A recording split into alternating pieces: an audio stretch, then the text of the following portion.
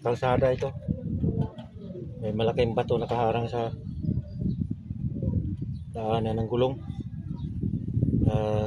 Tsaka miring ko para makalusot yung truck papunta ron. Kalsada ito. Ang liit ng kalsada dito.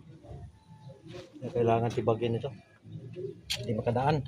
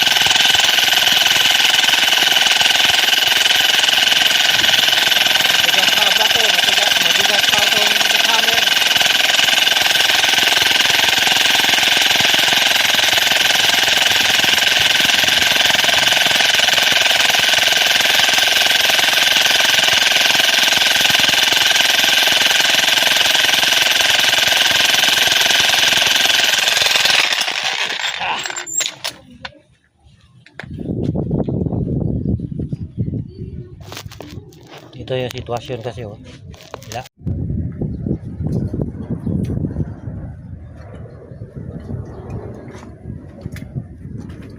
Kailangan matambakan dito sa ano. Dito nga side kasi hindi makaikot yung truck. Para makaikot yung truck papunta ron.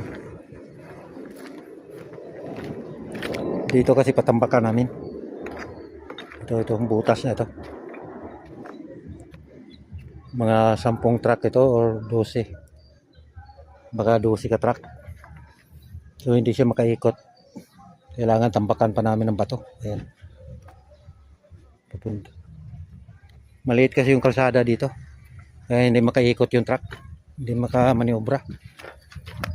So ito.